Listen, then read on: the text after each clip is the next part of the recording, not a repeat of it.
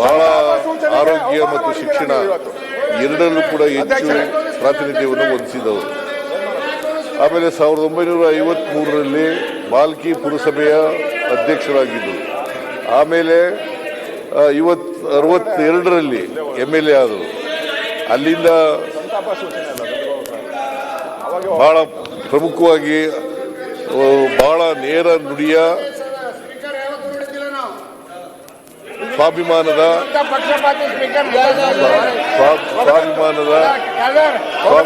ವ್ಯಕ್ತಿಯಾಗಿದ್ರು. ಅವರು ಯಾವತ್ತೂ ಕೂಡ ಅನ್ಯಾಯದ ವಿರುದ್ಧ ಹೋರಾಟ ಮಾಡ್ತಕ್ಕಂಥ ಕೆಲಸವನ್ನು ಮಾಡ್ಕೊಂಡು ಬರ್ತಾ ಇದ್ರು. ಇವತ್ತು ಮಹಾತ್ಮ ಗಾಂಧೀಜಿಯವರಿಂದ ಪ್ರೇರಣೆ ಪಡೆದು ಅವರು ಏಕೀಕರಣ ಚಳುವಳಿಯಲ್ಲಿ ಭಾಗವಹಿಸಿದ್ರು. ಇವತ್ತೇನಾದ್ರು ಕರ್ನಾಟಕದಲ್ಲಿ ಉಳ್ಕೊಂಡಿದ್ರೆ ಅದಕ್ಕೆ ಭೀಮಣ್ಣ ಖಂಡ್ರೆ ಅವರು ಕಾರಣ ಅಂತಕ್ಕಂಥದನ್ನ ಹೇಳಲಿಕ್ಕೆ ಬಯಸ್ತಾ ಇದ್ದೇನೆ. ಅದರಿಂದ ಅವರು ಶಾಂತಿವರ್ಧಕ ಶಿಕ್ಷಣ ಸಂಸ್ಥೆಯನ್ನು ಸ್ಥಾಪನೆ ಮಾಡಿದ್ರು. ಅದರಲ್ಲಿ ಬಹಳ ವರ್ಷಗಳ ಕಾಲ ಅನೇಕ ಶಿಕ್ಷಣ ಸಂಸ್ಥೆಗಳನ್ನು ಮಾಡಿದ್ರು. ಅವರು ಇವತ್ತು ನಮ್ಮನ್ನ ಅಗಲಿದ್ದಾರೆ. ಅವರು ಉರ್ದು ಭಾಷೆ, ಪಾರ್ಸಿ, ಮರಾಠಿ ಮತ್ತು ಇಂಗ್ಲಿಷ್ ಭಾಷೆಗಳ ಮೇಲೆ ಹಿಡಿತ ಹೊಂದಿದ್ರು. ಸುಮಾರು 30 ವರ್ಷಗಳ ಕಾಲ ಆಮೇಲೆ ವೀರಶೈವ ಮಹಾಸಭಾದ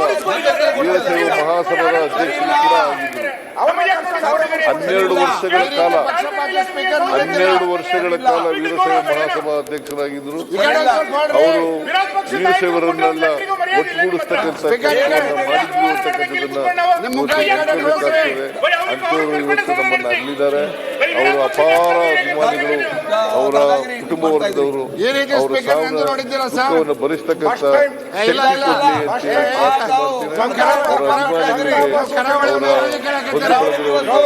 ಅವರೆಲ್ಲರಿಗೂ ಕೂಡ ಅವರ ಸಾವು ದುಃಖ ಭರಿಸ್ತಕ್ಕಂಥದ್ದು, ಅವರ ಆತ್ಮಕ್ಕೆ ಶಾಂತಿ ದೊರಕಲಿ ಅಂತೇಳಿ ಚಿರಶಾಂತಿಯನ್ನು ಬಯಸಿ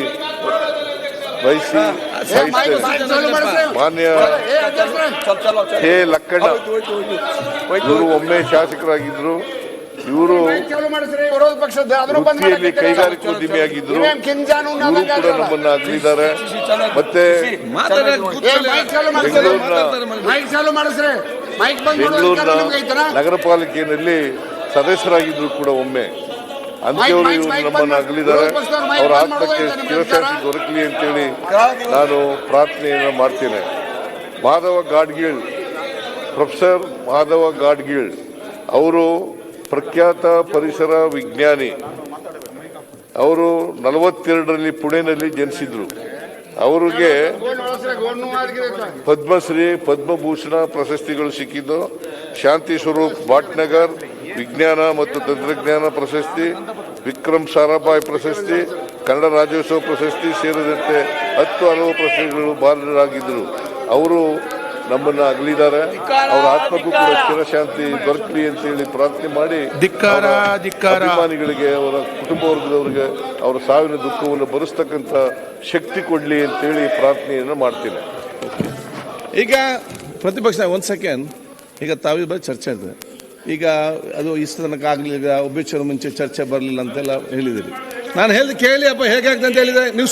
ನಾನು ಹೇಳಿದ ಸ್ವಲ್ಪ ಕೇಳಿ. ಈಗ ನೀವು ಆಯ್ತು, ನಾನು ಹೇಳಿದ ಕೇಳಿ ಅವರೇ ನೀವೀಗ ಆಯ್ತು. ಈಗ ಯಾಕೆ ಒಂದು ಸೆಕೆಂಡ್ ಕೇಳಿ, ಆಯ್ತು ಒಂದು ಸೆಕೆಂಡ್ ಕೇಳಿ. ಈಗ ಇಲ್ಲಿ ನಿಮ್ಮ ನೋಡಿ ಒಂದು ಸೆಕೆಂಡ್ ಅಲ್ಲ ನೋಡಿ, ಅಲ್ಲಲ್ಲ ನೀವು ಅವ್ರಿಗೆ ಲಾ ಮಿನಿಸ್ಟರ್ ಅಂತ ಅವಕಾಶ ಕೊಟ್ರಿ, ನಾನು ವಿರೋಧ ಪಕ್ಷ ನಾಯಕನಂತ ನನಗೂ ಅವಕಾಶ ಕೊಡಬೇಕು. ಅವ್ರಿಗಿಂತ ನನಗೂ ರೆಸ್ಪಾನ್ಸಿಬಿಲಿಟಿ, ಅವ್ರಿಗಿಂತ ಜಾಸ್ತಿ ರೆಸ್ಪಾನ್ಸಿಬಿಲಿಟಿ ಇದೆ ನನಗೆ. ಈಗ ಅವರೇ ಅಪರಾಧಿಗಳು.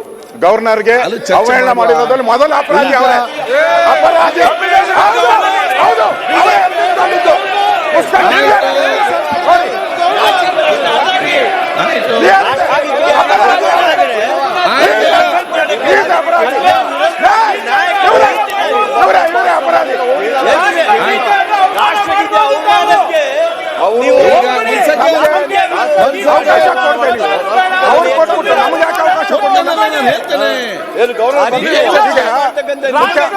ಮುಖ್ಯಮಂತ್ರಿಗಳು ಒಂದ್ ಸೆಕೆಂಡ್ ಆಯ್ತು, ಚರ್ಚೆ ಬೇಡ, ಚರ್ಚೆ ಬೇಡ, ಚರ್ಚೆ ಬೇಡ.